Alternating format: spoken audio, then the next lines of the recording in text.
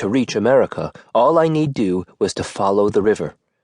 When it swung west, it was time to leave the water and go south. When our ship had docked in Victoria, the men were thrilled to hear that America lay close by, just a short boat ride to the mainland and then a quick hop south. No wonder armed watchmen guarded the pier and locked us in a stockade of sturdy logs. They snarled at us as if we were slaves of war plotting to escape, even after being dragged far from home. We cursed old Skinny on our way to work that day. He made us all look like one-legged ducks, and now the bosses would watch that others did not flee. That turd won't get far.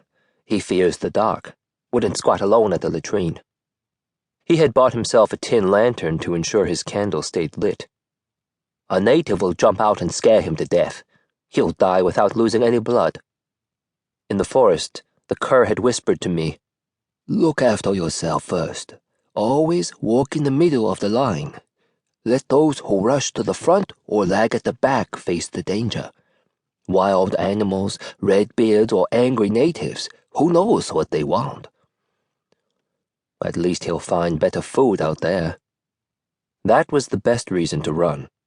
Head cook, the other cockhead in our crew, was as useful as dropping your pants to fart. All he did was boil water, throw in rice, and add ground-up dried salmon, the cheapest meat. Second cook mentioned one day that native hunters had brought wild birds to trade for tea, but head cook refused them. What an idiot. Our tea was so low grade that we would have come out ahead. 3 days later, Bookman told us to pack, to leave that very morning. Poi crowed like a child, keen to see more of Gold Mountain as if he were here on a tour of scenic spots. He didn't grasp that the company wanted to move us away from the border. "Path hasn't been cut through yet," I said to Bookman. "Why move?" No answer. I dawdled over my scanty packing as men hurried to dig up caches of liquor. The bottles were heavy, but no one thought to discard a drop. Salty Wet had carved himself a wooden pillow. It was too hefty to take. He left it by the fire pit for some blockhead in the next crew. I prayed for a delay to let me dash to the border that night. It seemed likely at first when the men fought Bookman over carrying the tools.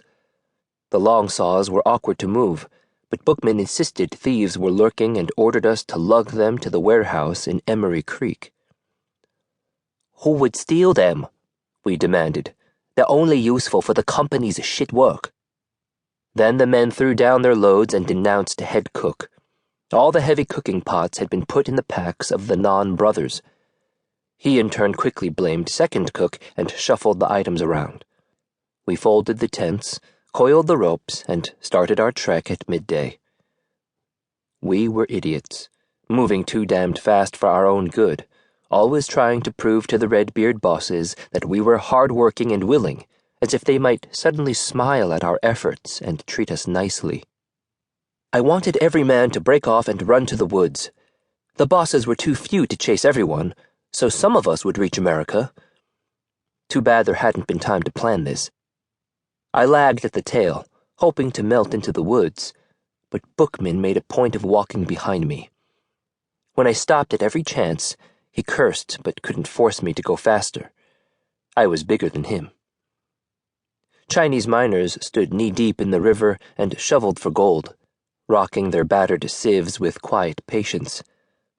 I called out greetings, but no one waved back. "They hate newcomers," Bookman muttered. "They say you cause redbeard tempers to explode and singe every Chinaman's eyebrows." The railway camps were quiet. The crews had gone to work. A boy squatted by the shore, scrubbing cooking pots with bare hands and sand. I asked for boiled water, but he shook his head, eyes wide, as if scared of strangers. The river held low-riding barges piled with machines, and smoke-belching stern-wheelers laden with fares. A few children shouted and waved at us. Native men and women paddled dugout canoes. Those boats took them anywhere they wanted, while we coolies obeyed like dancing monkeys the company.